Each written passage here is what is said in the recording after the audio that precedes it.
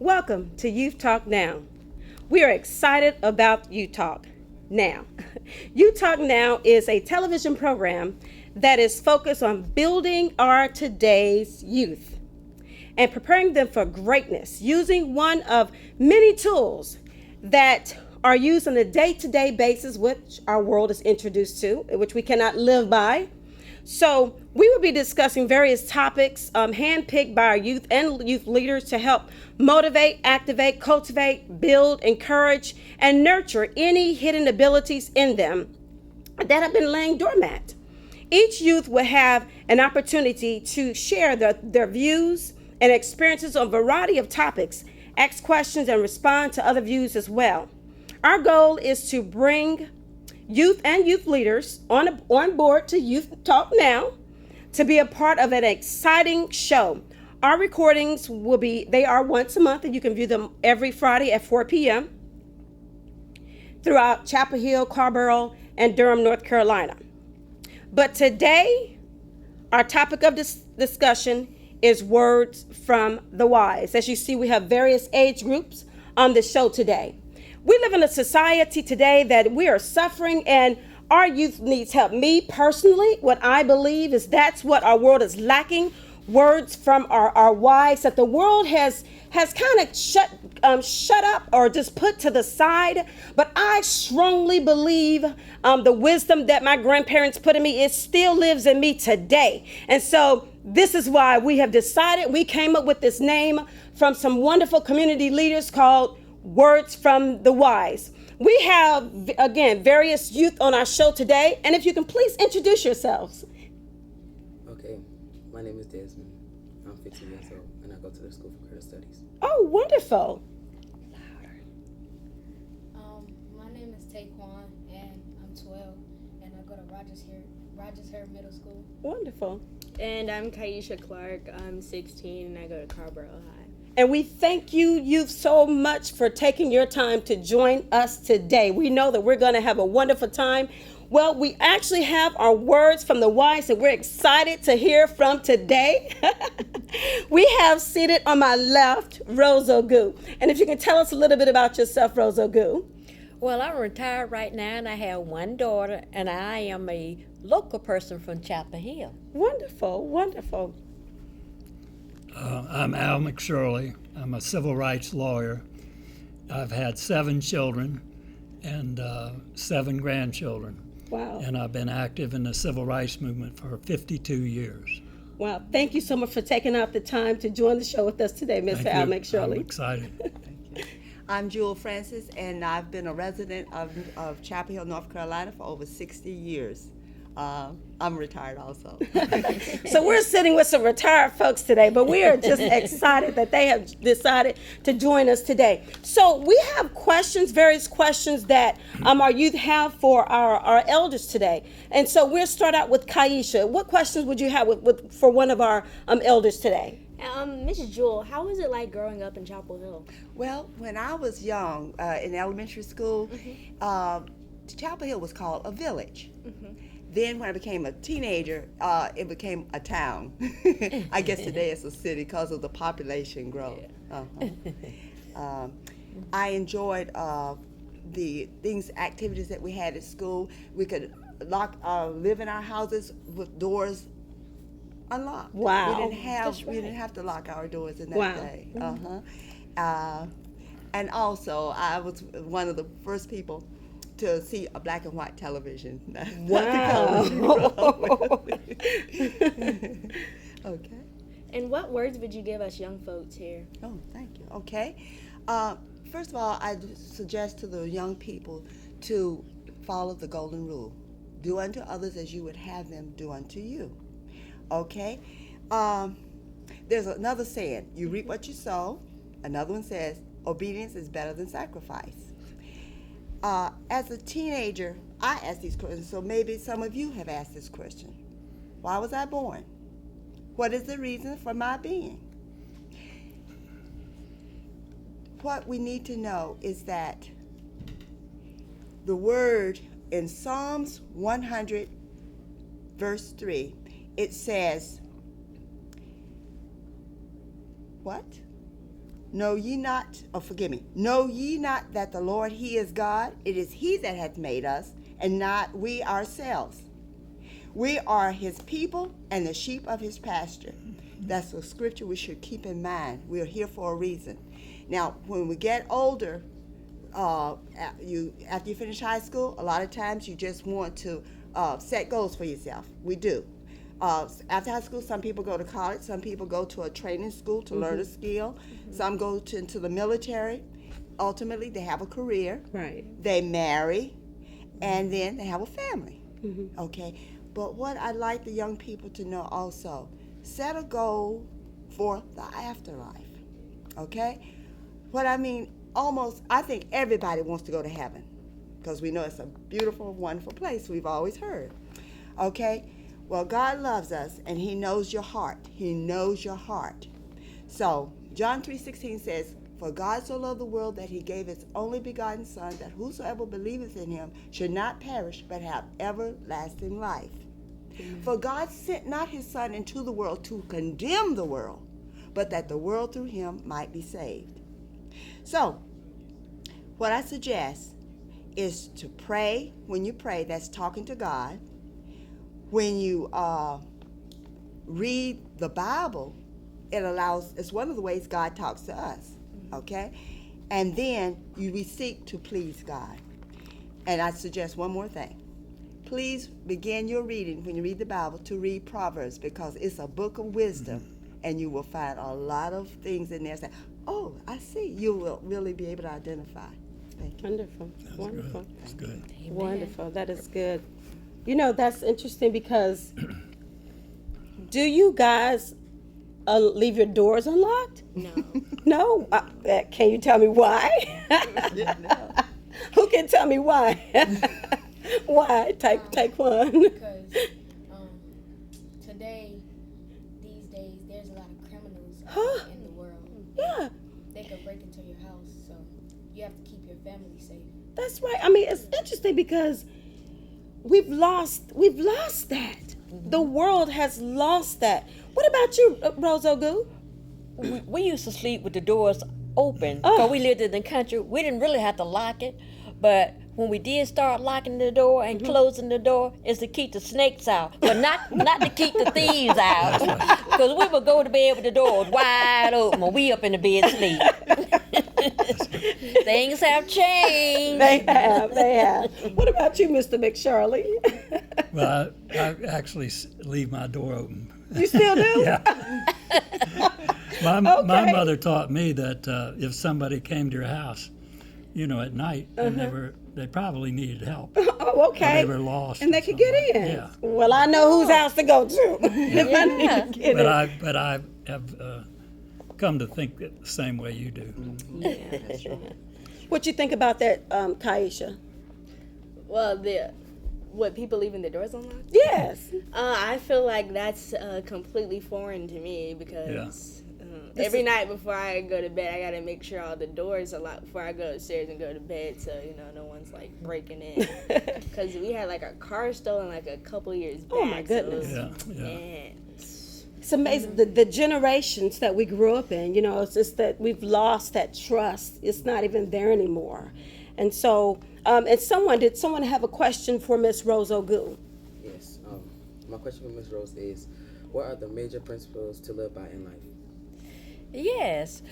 Okay. What comes to mind is always be honest. That's one of the things that I live by. Always be honest. That's number one.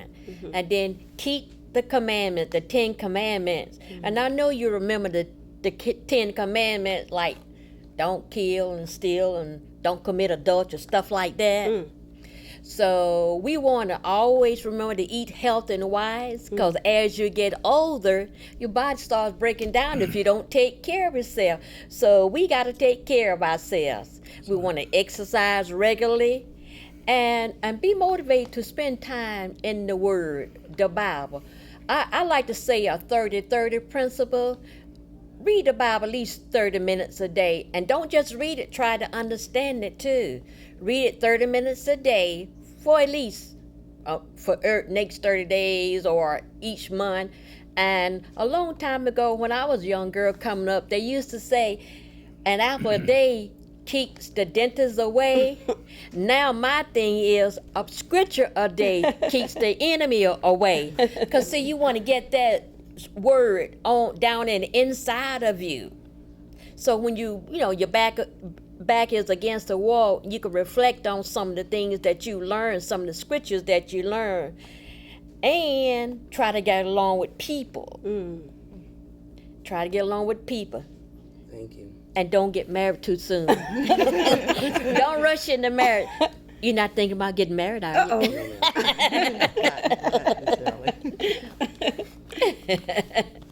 My second question is, what have you learned in your years of living?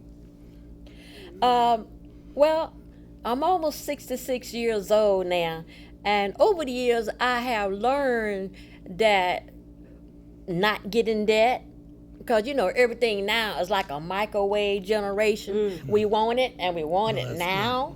It's true. But don't get in debt, because getting in debt, you create a world of problems for yourself. Be happy and worry less, and like I said before, try to get along with other people, and always remember to honor your mother and father so that your days will be long on the earth. See, you want to live a long time, so honor mother and father. I have to say something. Now, you said do not get in debt. Now, our beloved Kaisha is how old? 16. She's 16. She'll be reaching that age where those credit cards will be coming knocking at her mailbox. Any advice you could give to her? Yeah, cut them up. Don't fill them out. Because, see, it's so easy to sign your name on the dotted line. But when these bill collectors start calling, asking you for the money, you would want to go somewhere and hide. So just stay out of debt. What you should do, if you have a debit card, you have a little money in the bank, and use your debit card, because that goes and directly to your checking account, and you can just pay for your items then. So try to stay out of debt if you can. If you can. I'm gonna try my hardest. It's a fight in this world that we live in, isn't it? Okay, and so then we have Taekwon. You have some questions? For Mr. McShirley, yes. Okay. Okay. What role did the black churches have in the community historically as well as currently? The black churches in Chapel Hill, let's start with that, and then let's talk generally.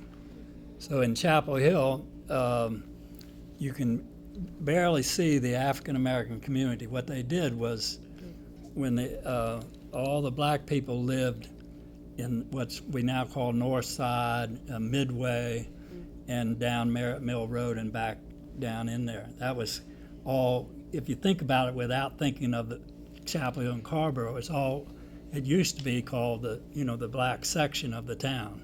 The Hollywood Theater was there. There were 7 black churches within a block of each other. And those 7 churches are still there, although St. Paul's is getting ready to move out to Rogers Road. They were the center of the community. The only black businesses, including a movie, the Hollywood Theater. Did anybody know where the Hollywood movie is? Miss Julie. Yes, I remember. You remember it? Well, you know where Peacemaker's auto repair shop is, right there on it's called Main Street going into Carborough, right by St. Paul's. Right. Above Peacemakers, if you walk down there and look up, you'll see where the auditorium is still there. It's still, you could still set up a nice movie. Wow. Well, what happened was, when desegregation took place, all of the black institutions, including the movie and the churches, began losing people. And the white churches, some of the white churches at least, reached out, tried to get African Americans to start coming to them. The white people didn't join the black churches, which I thought was stupid, but that's the way a lot of white people are. They figured their place was better or something. So the African American churches, to go back to your question, was the heart and soul of the black community. Wow. Most of the people who lived in downtown, like where Miss Frances lives, worked or had friends who worked at the university or the hospital. a few worked for the town of Chapel Hill. Those are the three places that hired black people from about the 1930s on. They didn't treat them very well. And people wanted their black servants and people that took care of their kids and everything to live nearby. So that's why all of that area around what we now call North Side and Merritt Mill Road community is where it is. The laundry, if you've ever looked at that laundry that's there, that's where 85 black women worked in that laundry, washing white boys that went to the church, went to the university, washing their underwear. That's the way they always tell me. And they ironed their shirts too. It was real hard work. So that's now nationally. The black church in the South, if we get beyond Chapel Hill, because Chapel Hill is a little bit different from most other southern towns because of the university. But in the South, when before the Civil War, strong black ministers, Richard Allen, the Emmanuel AME Church in Charleston that just where 9 people were assassinated just two weeks ago. Those churches were founded, and they became much more than just a place to study the Bible and learn what Jesus wanted us to do. They also became places that they were like community centers, is what we would call them, like we think of Hargraves today to some degree. Right. That would be the black church, Wow. and you went there after school. You went there if you were hungry and your family was out of food. You went there if you were sick. There were very few black doctors, so they were like all-purpose community centers, service centers, you call them. All during slavery and certainly up until today, in many parts of the country, they still remain the key. I'm a active leader in the NAACP, and the NAACP was built from the black churches. But, still we have 25,000 members in North Carolina, and probably 22,000 of them are church members, and we reach our members through the churches, so that it's a vibrant bloodstream of the black resistance movement that has been active in this country ever since the first slaves were brought here. Before we go any further, I want to tell us just a little bit more about Mr. McShirley, okay? Before you, because I know you have another question to ask him. Let me just a little bit about him. He has a compassion for the black community, and so that's what you're hearing out of him. I think I read one statement, correct me, that you said that a statement, I don't know if you said it or somebody stated on the website, that you're just a black person in white skin. I don't want to go there anymore because that woman out in Seattle, Washington, you read about her. No, what happened? The one. The white. Well, you tell it. The white woman who says she's black. Yeah. She got busted. Yeah. Oh, okay, they exposed her. Oh, okay. I don't think I'm black. I have had guys. I'll tell you a joke on me. So these 5 black guys who worked for the town of Chapel Hill, they came up. My office used to be above the Rathskeller downtown, and they climbed up the steps to talk with me about some problems they had.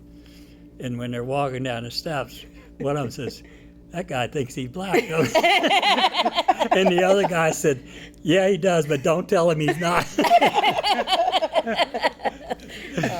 It's too funny.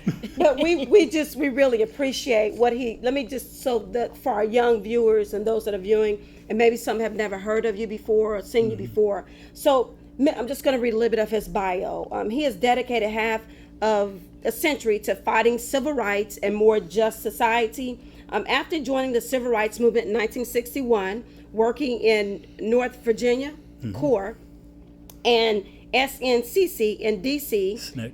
Okay. Mr. Al McShirley was recruited to move to East Kentucky to help carry out the Black Power strategy of winning poor and working white people to the anti-racism, anti-war, and anti-poverty movement of SNCC.